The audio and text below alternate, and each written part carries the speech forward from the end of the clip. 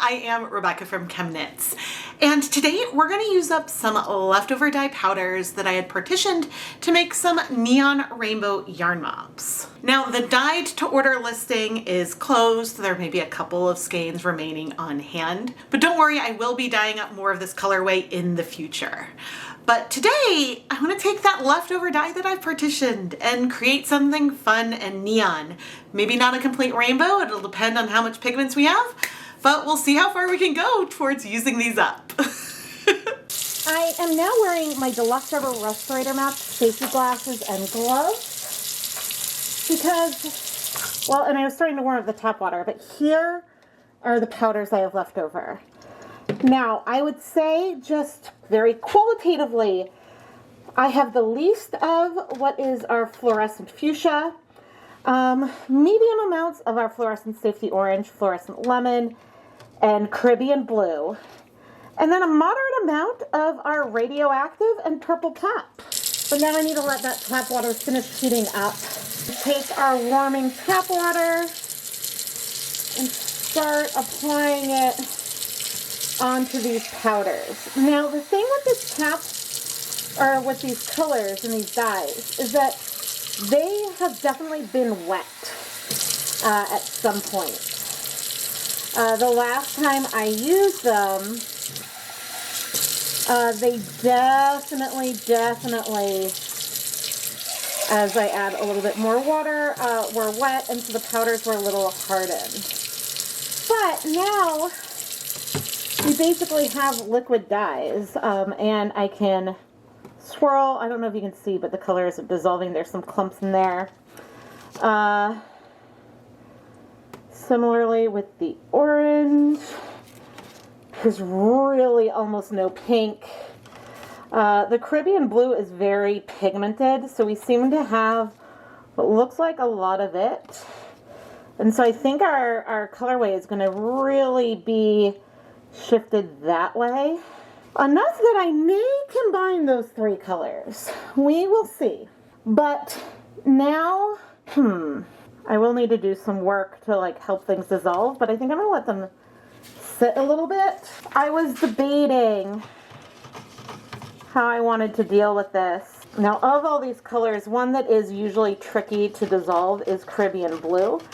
There really wasn't much of that powder left. We can check the relative intensities of things in a little bit. The lemon has some big particles in the bottom. But you can see that we've got three colors that are much more opaque than the other three. And so that is sort of going to determine how things go moving forward. But let me go ahead and go over to the counter, and now I can take the mask off. But first, let's go take a look at our yarn. The yarn we're going to use today is Knit Picks Stroll fingering weight yarn. This yarn is 75% superwash merino wool, 25% nylon. It has a beautiful drape, and I probably dye more of this than just about any other yarn base.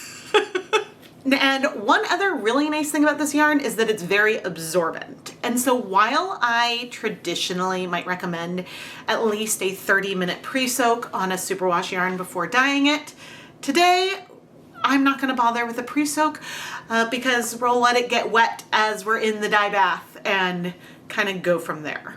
I have our dry yarn arranged in the pan, sort of like so, with half of the yarn on top, half on the bottom, and it's definitely not twisted. I don't always put this care into how yarn is arranged, and things may float and move a bit as I add water. So I suppose I'll need to consider that. So I'm bringing over 8 cups of water, which is not going to be enough, mainly because our yarn is still mostly dry. Now, 8 cups of liquid could be enough to saturate things, maybe, but you can see that this is an amount of water that is very much retained in the yarn without a lot of excess. So we're going to want more. Now, if our yarn had started off pre-soaked, then it's possible 8 cups of water would have been sufficient. So here we are now at 16 cups, and you can see that we have plenty of water now. And you can also see how quickly this yarn soaks up liquid. I don't see very many dry spots at all.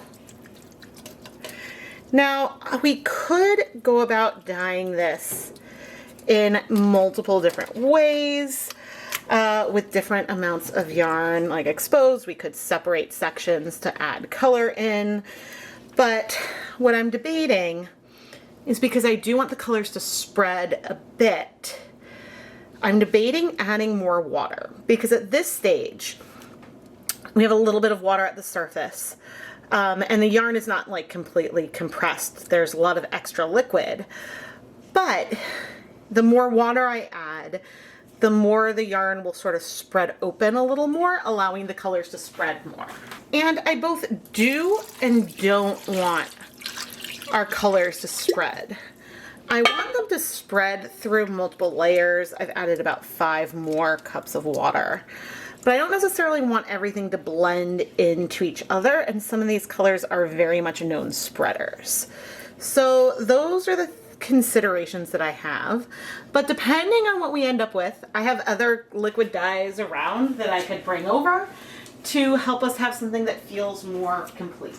I'm very much making this up as I go along, and I have a feeling the colors are going to spread and blend a fair amount. Okay, so we have 16 plus maybe 5, 21 cups of water or so. Let's do 1, 2, 3, 4, 5, and then 6 tablespoons of white vinegar in here for now. And I'm just sort of mixing it around. There we go. Now the other thing I've decided that I'm going to do is we're going to heat things up so it is warm before we come and add these colors, which won't take that long. We are across 2 gas burners on my stove, but sometimes it can take a little while. So I'll see you once things are nice and steamy and maybe simmery. I do have a thought. Okay, this is where the cups are before, and then after I added some more liquid so that way we can spread things a little more. I don't know if this is gonna work the way I want it to. Now we're just starting to see some steam on the surface, and I'm going to take the pink about halfway through and bring it in.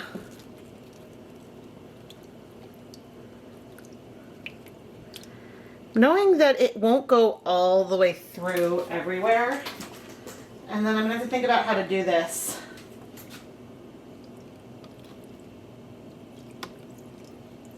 The orange is going to go on either side. Some of it may go across. It's definitely bleeding and blending.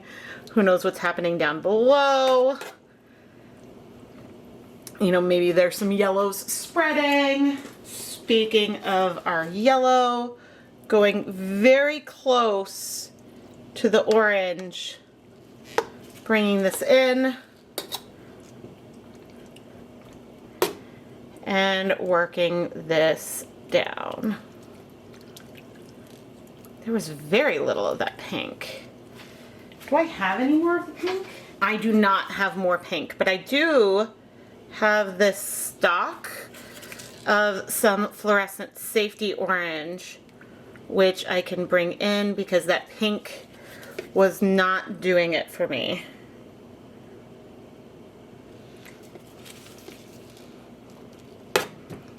And I just want to intensify that a little bit.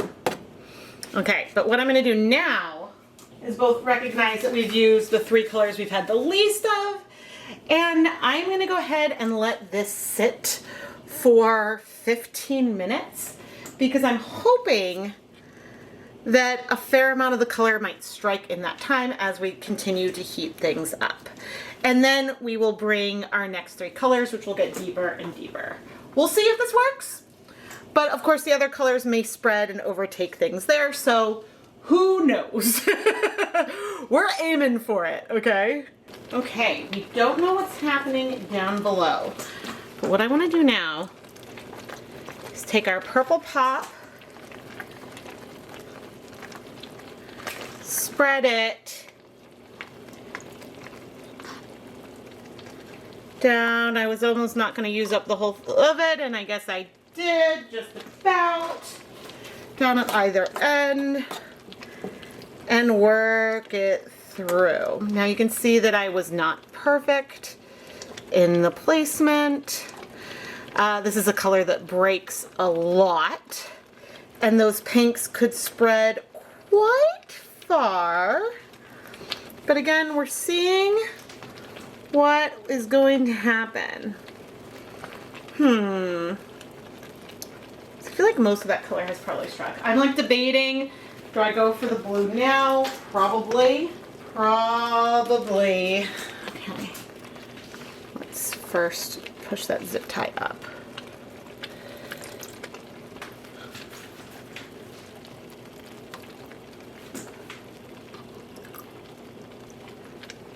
Okay, that is our Caribbean blue, and we are also going to take it and work it through. This is another color that is a big spreader, and although I say it's a big spreader, but I'm like, well, there must not have been much of it because that has kind of struck already. So, okay. I have no idea what's happening on the other side. I do see some pinks peering through there. Let's do our green. And I know as I pour it, a lot of stuff is probably going underneath. We could have a whole mess on the other side. So it's hard to know what's happening. Especially as I see like those pinks bubble up. That could be some of that original pink. Okay, but we have something very rainbowy in a different way than I've done it before. But I don't quite know what's gonna happen. And we're just gonna have to wait and see. But I think that this was sort of a nice way to deal with the fact that as I add a lot more vinegar on, that I did not know how much of each of these pigments we had. And so I figured that if I had sort of the lightest, less pigmented colors in the middle, that maybe that would work well. But we'll see what we get, or if everything gets a little bit muddy, and depending on what happens, I can always bring over like some black or something. We're not limited by what we have here, although I do love the brightness. So I guess like, why don't I check back in after 15 minutes and we'll see where we are. You know, things are looking pretty good. And, oh my gosh. I'm not seeing a lot of color left in the water. You guys, did I do it? Oh my god, I don't know. I mean, like, that pink that sort of erupted there is making me a tad nervous. But let's see. Ooh.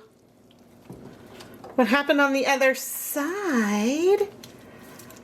Ooh, okay, so we had some color go through, some didn't, but that is okay.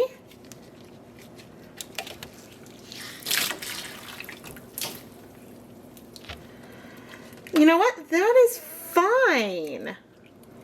We've got some like pastel area with like almost no color. I could add more of that orange I have. I have a little more yellow. I could bring that in as well, but I am not going to. I am going to be grateful that we created something bright and beautiful and not do anything to muddy it. Now, we do have some tiny amounts of pigment left. I'm actually gonna rinse these cups out and start a new collection of leftover dyes. Like I like to do a mega collection, and it'll have a little bit of each of these in it, but just a tiny bit. As far as leftover pigment goes, this is really not much. I don't believe I said, I'm gonna go ahead and heat this for an additional 15 minutes, and then we'll probably remove it to cool and wash. I really like what we've ended up with.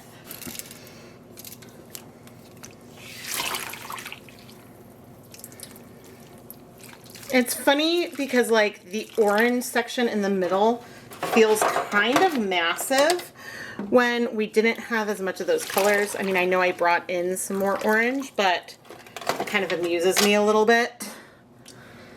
And it's really nice when you can leave some dye behind and still get something really, really beautiful. But speaking of leave no dye behind, there may still be some color in here.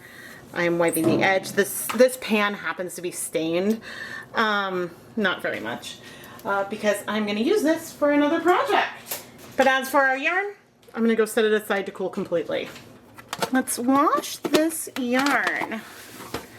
It is so happy and imperfectly awesome.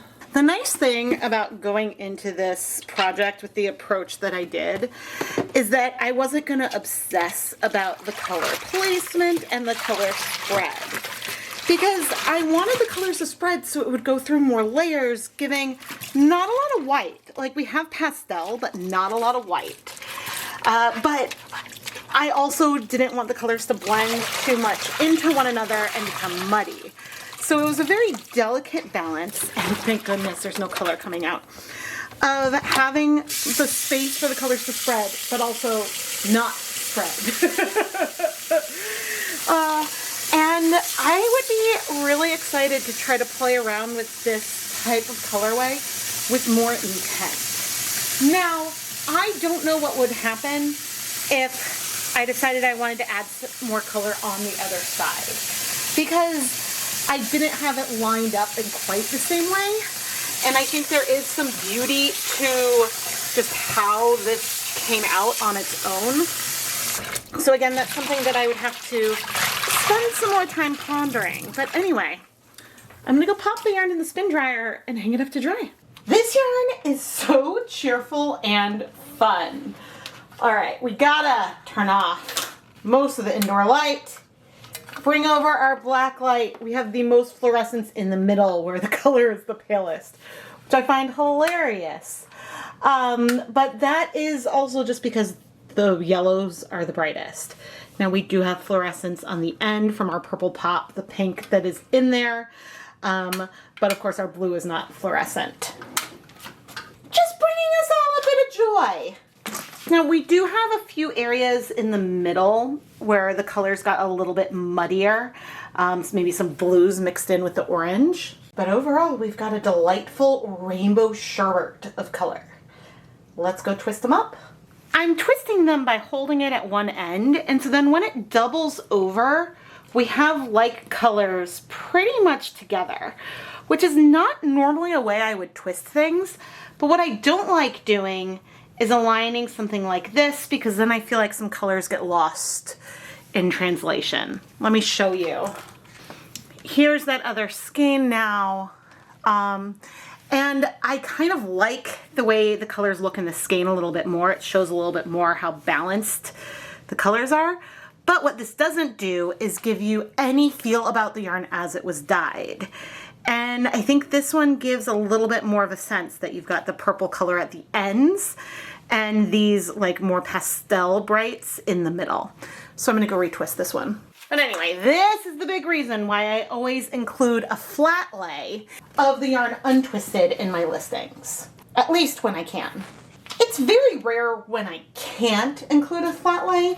Sometimes it's because I don't have a photo of it for whatever reason. And that's more likely to happen when it's a bonus colorway from a big event like Hanukkah or the SMSMS or something like that. But all I know is that I want to play around with this, well, I don't know about this like symmetrical kind of color placement more in the future. And in fact, I've already done it for one other project that maybe is out already. But this is the first time I've really done it, at least in more recent times. Now, effectively, what we've done here is reduce the circumference of the loop in the circular yarn. Because each repeat as you go around is going to have two sections of this orange yellow and two sections of the green, blue, purple. Whereas otherwise, if I had like the blue at one side, the purple at the other, and the orange in between, there would be two sections of that orange, but only one of each of the ends. And so this is a way to I guess, have each color show up more frequently, which means that a repeating colorway, which this isn't perfectly repeating because the placements are sort of a little bit more hazy, but in a repeating colorway, it means that the pooling that you would get would be different. But anyway, I am Rebecca from ChemKnits, and I really hope you like this colorway as much as I do.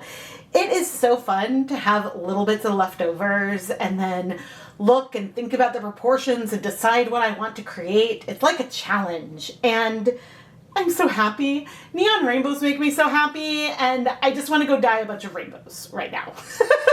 Please subscribe so you never miss a new video, and thank you so much for watching.